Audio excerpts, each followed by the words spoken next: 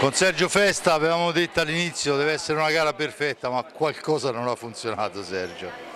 Sì, beh, è chiaro, quando prendi un risultato così pesante è chiaro che qualcosa non ha funzionato e me ne assumo tutte le responsabilità perché comunque probabilmente non ho caricato la squadra nel modo giusto, magari non ho preparato la partita nel modo giusto, ma una partita storta ci può stare, una sconfitta ci può stare, è chiaro così è pesante, però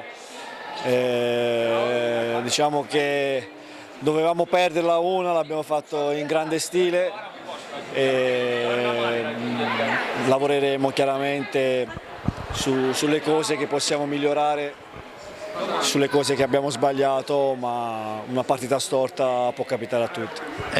L'assenza di Xavi mi è sembrata pesante, soprattutto per i tempi, per dettare i tempi alla squadra. Forse sono io che l'ho vista in questa maniera. Sicuramente Xavi è un uomo fondamentale in questa squadra qui. E chiaramente con lui in pista avevamo un cambio in più, avevamo più gioco, avevamo forze fresche sicuramente, sia in fase difensiva che in fase offensiva.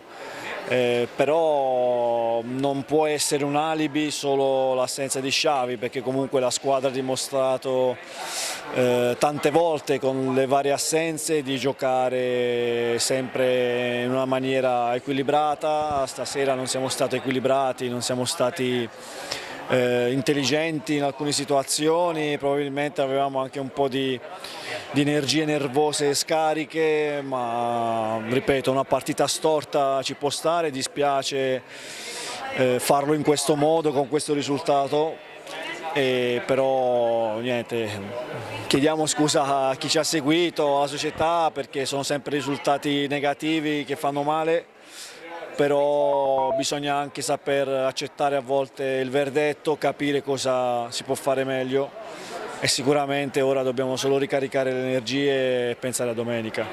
Pensare a domenica anche perché il bello o il brutto, insomma a seconda dei casi, no?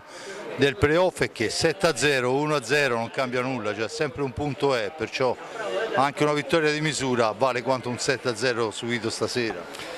Sì, no, beh, quello assolutamente, è chiaro che in queste sconfitte qua bisogna essere bravi a capire quello che è successo, prenderlo per quello che è, resettare e cercare di non farsi appesantire mentalmente da questo risultato, ma pensare che è una partita storta e che comunque dobbiamo solo recuperare e pensare a pareggiare la serie. Poi dopo sono convinto che se riusciamo a pareggiare la serie, gara 3 sarebbe un'altra storia. È chiaro che ora loro sono avanti, sfrutteranno questo fattore qui, però noi ci proveremo in casa e daremo il massimo, poi vediamo cosa succede. Bene, io ti ringrazio Sergio, alla prossima. Grazie a voi, buonasera a tutti.